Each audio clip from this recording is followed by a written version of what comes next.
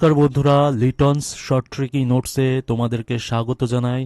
যদি তোমরা এই ভিডিওতে নতুন হয়ে থাকো তবে অবশ্যই চ্যানেলটিকে সাবস্ক্রাইব করে চ্যানেলের পাশে থাকবে আর পাশে থাকা বেল আইকনটিকে বাজিয়ে দেবে পরবর্তী নোটিফিকেশন দ্রুত পাওয়ার জন্য। তবে শুরু করা যাক আজকের এই ভিডিও। দেখে নাও, তোমাদের কিন্তু রেল মিনিস্ট্রি থেকে জানানো হয়েছে যে রেল পুলিশে বা আরপিএফে কিন্তু অনেকটাই বড় ভ্যাকান্সি বেরিয়েছে। সেখানে তোমরা কিন্তু নিয়োগ প্রক্রিয়া শুরু হয়ে গেছে, তোমরা আবেদন করতে পারো। আচ্ছা, আরআরবির পক্ষ থেকে আরআরবি রেলওয়ে রিক্রুটমেন্ট বোর্ড, আরআরবির পুরো কথা হচ্ছে রেলওয়ে রিক্রুটমেন্ট বোর্ড, এর তত্ত্বাবধানেই কিন্তু সেন্ট্রালাইজড এমপ্লয়মেন্ট নোটিস, দেখো নোটিশ নম্বরটা আমাদের এখানে বলে দিয়েছে, আরপিএফ 01/2024 অ্যান্ড আরপিএফ 02/2024, এই দুটো নোটিফিকেশন কিন্তু আমাদের বলে দিয়েছে। এই নোটিফিকেশন অনুযায়ী দেখো, রেলওয়েতে সাব ইন্সপেক্টর মানে এসআই আর কনস্টেবল নেওয়া হচ্ছে।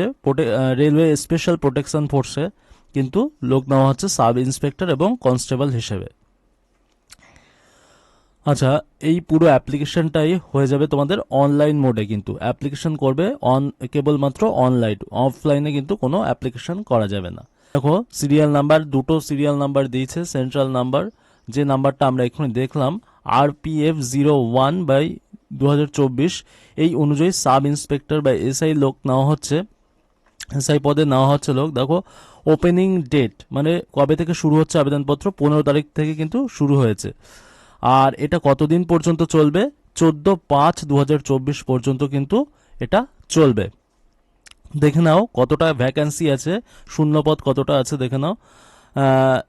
এই একই নোটিফিকেশন অনুযায়ী সাব ইন্সপেক্টর পদে 7th সিপিসি পে লেভেল কত দিচ্ছে দেখো, 6 পে লেভেল দিচ্ছে। কিন্তু এসআই পদে কতটা দিচ্ছে? 6 পে লেভেল দিচ্ছে। এর জন্য তোমাদের যোগ্যতা কেমন হওয়া প্রয়োজন?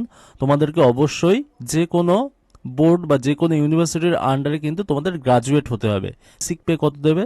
35,400 টাকা, অনেকটাই কিন্তু বেশি টাকা দিচ্ছে, কারণ সেন্ট্রাল গভর্নমেন্টের চাকরি বলে কথা। 35,400 টাকা তোমরা পেয়ে যাবে। এর জন্য কেমন মেডিকেল স্ট্যান্ডার্ড বা মেডিকেল টেস্ট হবে দেখো, B1-এর কিন্তু মেডিকেল টেস্ট হবে। তোমাদেরকে 1/7/2024 অনুযায়ী বয়স হতে হবে 20 থেকে 28, কিন্তু এর সঙ্গে তোমরা আরও 3 বছর পেয়ে যাবে, মানে তোমাদের হবে 20 থেকে 31 বছর পর্যন্ত বয়সে ছাড় পাবে। জেনারেল ক্যাটাগরির ক্ষেত্রে এসসি এসটিদের জন্য আরও 5 বছর এক্সট্রা কিন্তু ছাড় পাওয়া যাবে।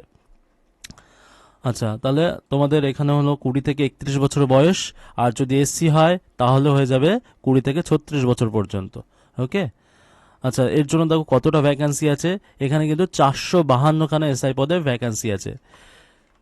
আচ্ছা, দেখো দ্বিতীয় নোটিফিকেশন, আরপিএফ 02/2024, এখানে কনস্টেবল নেওয়া হবে।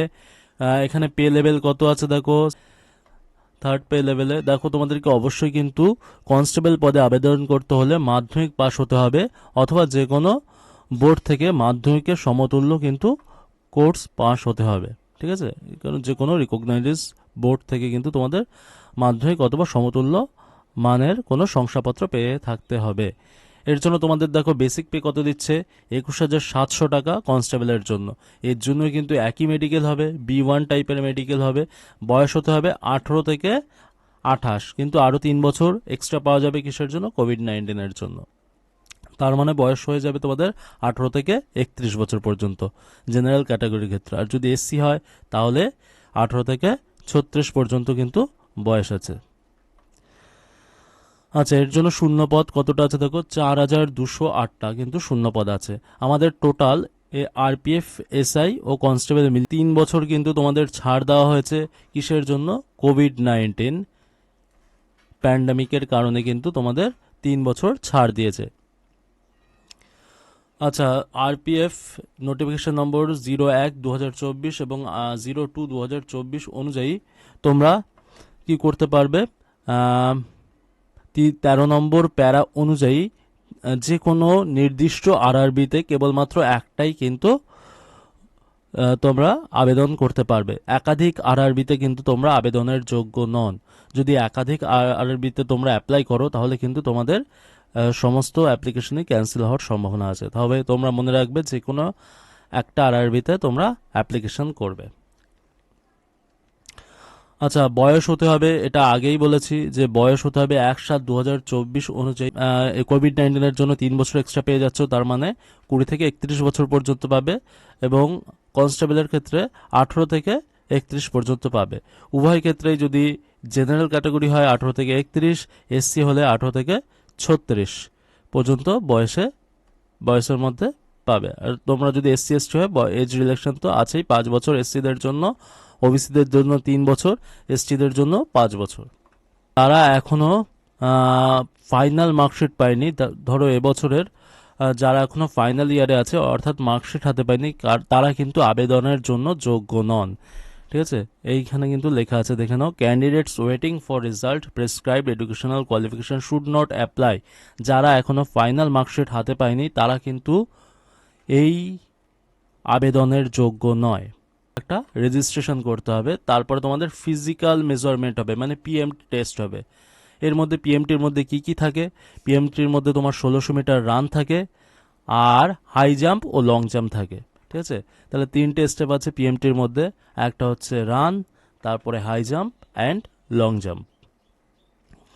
আচ্ছা, রিজার্ভেশন দেখো, এইগুলো হচ্ছে বেঞ্চমার্ক ডিসেবিলিটি, যারা ডিসেবিলিটি আছে মানে কোনো অঙ্গহানি হয়েছে, তাদের জন্য কিন্তু এটা রিজার্ভ করা আছে। রিজার্ভেশন ফর এক্স সার্ভিসম্যান, তাহলে কিসে কিসে দেখো রিজার্ভেশন আছে? যারা পিছিয়ে পড়া মানুষ, যারা অঙ্গহানি হয়েছে, যারা অক্ষম ব্যক্তি, তাদের জন্য রিজার্ভেশন আছে। যারা এক্স সার্ভিসম্যান তাদের জন্য কিন্তু রিজার্ভেশন আছে। রেলের এটা বরাবরই এক্স সার্ভিসম্যানদের জন্য রিজার্ভেশন। তারপরে দেখো মহিলাদের জন্য 15% কিন্তু রিজার্ভেশন আছে। এসসি এসটিদের জন্য আর পিছিয়ে পড়া ব্যক্তি ওবিসিদের জন্য কিন্তু রিজার্ভেশন আছে। আচ্ছা, কেমন ধরনের পরীক্ষাটা দেখো, পরীক্ষার ধরন হচ্ছে, এটা প্রথমত তোমাদেরকে পরীক্ষায় কম্পিউটার বেসড টেস্টে নেওয়া হবে, মানে তোমাদেরকে এই পরীক্ষা দেওয়ার জন্য প্রথমে সিবিটি টেস্ট দিতে হবে, তারপরে তোমাদের পেট পরীক্ষা দিতে হবে, মানে ফিজিক্যাল টেস্ট। তাহলে তোমরা প্রথমে 100 নাম্বারের সিবিটি টেস্ট হবে, না আর 120 নাম্বারের সিবিটি টেস্ট হবে, তারপরে ফিজিক্যাল এফিসিয়েন্সি টেস্ট হবে। ঠিক আছে, তারপরে তোমাদের পিএমটি হবে, তার মানে মেজারমেন্ট। আচ্ছা, তো আমাদের আবেদন করতে হলে জেনারেল যদি ক্যাটাগরি হয় তাহলে 500 টাকা, এখন 500 টাকা দিয়ে রেজিস্ট্রেশন করতে হবে, কিন্তু এটা রিফান্ডেবল করে দেবে কখন? তোমার যখন পরীক্ষা হয়ে যাবে তখন কিন্তু এরা 400 টাকা রিফান্ড করে দেবে। ঠিক আছে, এর জন্য 500 টাকা এখন অ্যাপ্লিকেশন লাগবে জেনারেলদের জন্য, কেবলমাত্র জেনারেল ও ওবিসিদের জন্য।